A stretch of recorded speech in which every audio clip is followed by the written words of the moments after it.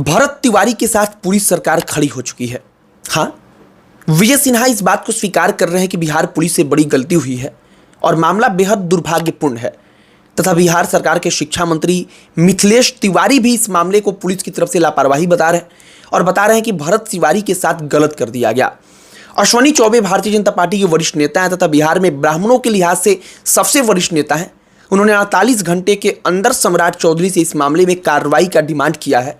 और अब जरा आप सोचिए कि सरकार के कई मंत्री और कई विधायक खुलकर कह रहे हैं कि एनकाउंटर गलत हुआ, लेकिन अब भी अगर पुलिस वालों को कड़ी सजा नहीं मिल पाए तो फिर इसका मैसेज क्या जाएगा। एक वीडियो बहुत दूर से कोई व्यक्ति बना रहा है जब भरत तिवारी सरेंडर कर रहा था और उस वीडियो में दिखता है कि भरत तिवारी जब अपनी पिस्टल फेंक देता है तब पुलिस वाला दौड़कर पिस्टल को उठाने जाता है और भरत तिवारी अपना दोनों हाथ उठाकर सरेंडर करता है। तो यहाँ सबसे बड़ा सवाल यह उठता है कि क्या पुलिस इतनी बड़ी डायरेक्टर हो गई है कि कोई भी फिल्मी कहानी बता देगी। सारी कहानी आपको बताएंगे, सब पर चर्चा करेंगे, लेकिन आगे बातचीत करने से पहले हमारा नमस्कार स्वीकार करिए। हमारा नाम मोहित कुमार सिंह है। भरत तिवारी की माँ एक कहानी बताती हैं। वो माँ कहानी बताते हुए कहती हैं कि पुलिस हमारे घर पर आई थी। भरत उस वक्त पर घर पर नहीं था, कहीं बाहर गया हुआ था और पुलिस धमकी देकर गई थी हमें, हमारे घर वालों को, मतलब भरत के साथ साथ हम सबको भी। और जब भरत वापस घर पर आया तो मैंने भरत को इसके बारे में बताया था और फिर इसके बाद भरत पिस्टल लेकर आया था और जब पुलिस आई तब पुलिस के सामने पिस्टल हाथ में लेकर वह बैठा और इसके बाद धमकी देते हुए उसने बातचीत किया था, धमकी दिया था। कहने का मतलब यह है कि भरत तिवारी की अनुपस्थिति में भी पुलिस आई थी और परिवार को भी धमकी देकर गई थी, जिसके बारे में अब पुलिस किसी को नहीं बता रही है।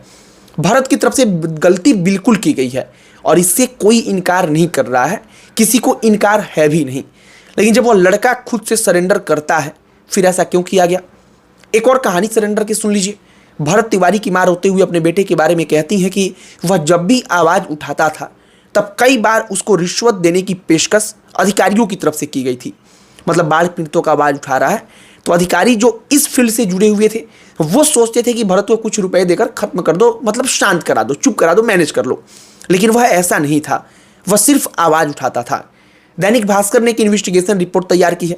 3 से 4 पॉइंट आपको पढ़कर उस रिपोर्ट की सुना देते हैं। पहला पॉइंट कहा गया है कि अस्पताल वहाँ से सिर्फ 35 किलोमीटर की दूरी पर था, लेकिन पुलिस को अस्पताल तक भरत को लेकर जाने में 2 घंटे से ज़्यादा का समय लग गया, जबकि वहाँ से सड़क इतनी अच्छी है कि मुश्किल से 30 मिनट लगना चाहिए था। आजकल 30 किलोमीटर 35 किलोमीटर जाने में 2 घंटा कहाँ लगता है। पुलिस ने यह दावा करके भरत के ऊपर गोली दागी कि वह दोबारा से दौड़कर पिस्टल उठाने चला था, लेकिन नियमों के मुताबिक बीएनएस का नियम कहता है कि ऐसी कोई भी कार्रवाई होगी तो वीडियो पुलिस की तरफ से रिकॉर्ड किया जाएगा, बनाया जाएगा। और जब तक पुलिस को ऐसा वीडियो दिखाएगी नहीं तब तक जनता को विश्वास कैसे होगा। और पुलिस अब तक कोई वीडियो जारी कर नहीं पाई है जिसमें भरत तिवारी अपना पिस्टल फेंकने के बाद फिर से उस पिस्टल को दौड़कर जाकर उठाने का प्रयास कर रहा हो।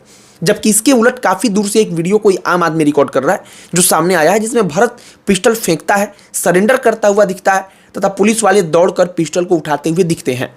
एक पॉइंट दैनिक भास्कर अपनी रिपोर्ट में यह कहता है कि सिर्फ दोनों पैरों में गोली नहीं थी बल्कि पेट के निचले हिस्से में भी निशान था, मतलब कि कुल मिलाकर 5 निशान था। और सवाल उठता है कि सिर्फ किसी को कंट्रोल करने के लिए इतना गहरा जख्म तो नहीं दिया जाता। फिलहाल चर्चाएं बहुत होंगी, लेकिन हमने जितने पॉइंट्स को समझा वह आपके सामने रख दिया है। चलिए आपको एक और कहानी बताते हैं। जैसे आमतौर पर अगर कोई व्यक्ति पागल हो चुका है और वह खतरा बन चुका है सोसाइटी के लिए, समाज के लिए, तब पुलिस, पूरे विश्व की पुलिस, हर अलग अलग देशों के जाकर के आप पता करिएगा, कहीं भी ऐसी कार्रवाई नहीं करती कि वो उसे मारने के लिए तैयार होकर आती है, बल्कि वो ऐसी तैयारी करके जाती है जिससे उस व्यक्ति को बस पकड़ा जा सके। लेकिन यहाँ पर पुलिस की तरफ से ना रबर बुलेट्स का इस्तेमाल किया गया, ना पुलिस की तरफ से उसे काबू में करने के लिए वाटर कैनन का इस्तेमाल किया गया, बल्कि पुलिस सिर्फ हाथों में बंदूक लेकर खड़ी थी। और बंदूक लेकर पुलिस खड़ी थी तो इसके मायने क्या थे। एक बात और यहाँ बेहद महत्वपूर्ण है कि पुलिस ने घटनास्थल पर ही भरत तिवारी को 30 मिनट तक छोड़ दिया था और वह जमीन पर पड़ा हुआ था, दर्द से करा रहा था। लेकिन दैनिक भास्कर अपनी रिपोर्ट में कहता है कि पुलिस उसे 30 मिनट तक लेकर वहाँ से हॉस्पिटल की तरफ गई ही नहीं थी। और एक सामान्य सा सवाल है कि पुलिस अगर उसे बचाना चाहती थी तो फिर पुलिस की तरफ से ऐसा क्यों किया गया। मतलब मान लीजिए आमतौर पर पुलिस की किसी कार्रवाई में कोई घायल भी हो गया तो पुलिस उसे तुरंत लेकर हॉस्पिटल जाती है। हमारा मैनुअल यही कहता है, हमारा नियम कानून यही कहता है। लेकिन यहाँ पर भरत तिवारी को आधे घंटे तक, लगभग 30 मिनट तक वहीं पर छोड़ दिया गया कि वो ज़मीन पर पड़ा रहे। वो ज़मीन पर पड़ा था, करा रहा था, तड़प रहा था, लेकिन 30 मिनट के बाद उसे वहाँ पर लेकर जाया गया। और जब अस्पताल लेकर जाया गया तो मालूम है डॉक्टरों ने क्या कहा? डॉक्टरों ने कहा कि ब्लड इतना ज़्यादा शरीर से निकल चुका था कि अब उसे बचा पाना मुमकिन नहीं हो पाया। मतलब कि अगर वह 30 मिनट में, 40 मिनट में, 1 घंटे में चला गया होता हॉस्पिटल तो फिर भरत तिवारी को कुछ होता नहीं। हाँ, उसके पैर वगैरह घायल थे, उसको ठीक होने में एक लंबा वक्त लगता, हो सकता है कि पूरे जीवन भर वो ठीक से चल नहीं पाता, वो एक अलग मसला था, लेकिन भरत को बचाया जा सकता था। लेकिन फिर भी पुलिस की तरफ से लेट किया गया, तो इसीलिए सवाल गहरा जाता है। और हमने जो तमाम पॉइंट्स को समझा वो हमने आपके समक्ष रख दिया है। अब सबसे अंतिम अध्याय पर आते हैं कि सरकार के कई विधायक, कई मंत्री खुलकर भरत तिवारी के एनकाउंटर का विरोध कर रहे हैं। वो खुलकर कह रहे हैं कि पुलिस की तरफ से गलती हुई है। तो यहाँ पर सवाल ये उठता है कि अगर गलती हुई है तो फिर उनको सजा क्या मिलेगी?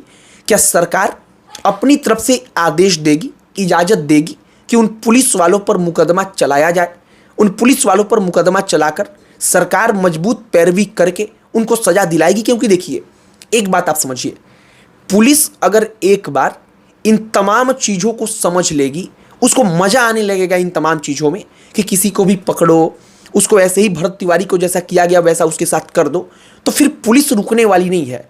आज जो लोग सत्ता में हैं, हो सकता है कल की तारीख में वो सत्ता से बाहर रहेंगे, तो जब सत्ता से वो बाहर हो जाएंगे तो पुलिस का नेचर नहीं बदल जाएगा, पुलिस फिर भी वही रहेगी, पुलिस उसी कार्यशैली के साथ कार्य कर रही होगी। तो फिर ये बात गलत है।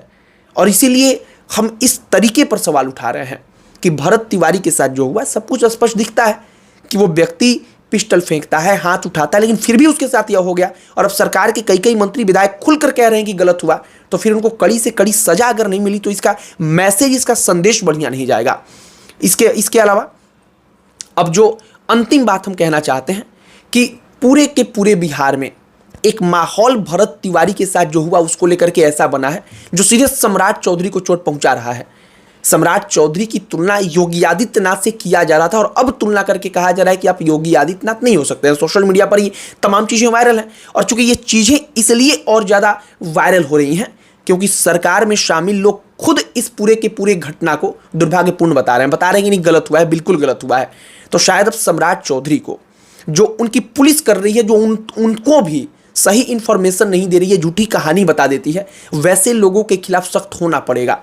और हमें लगता है जहां तक कि अगर मुख्यमंत्री को कोई अधिकारी आकर नकली कहानी सुना देता है कि भरत तिवारी पागल है, उसको पकड़ा जा चुका है, उसको हॉस्पिटल हम लोग भेज रहे हैं पागल वाले, जो सम्राट चौधरी आकर एक मंच से खुद इस कहानी को बताते हैं क्योंकि उनको लग रहा था कि यही कहानी सच है, तो हमें लगता है कि सम्राट चौधरी को बाकायदा कड़ी कार्रवाई करनी चाहिए जिससे कोई आगे से अधिकारी उनको गुमराह ना करे, कम से कम मुख्यमंत्री को गुमराह तो ना करे। आपकी क्या इस तमाम चीज़ों पर प्रतिक्रिया है? कमेंट बॉक्स में लिखकर बताइएगा। बाकी इस वीडियो को यहीं पर समाप्त करते हैं। अंत में हमारा परिचय, हमारा नाम मोहित कुमार सिंह है। बहुत बहुत धन्यवाद।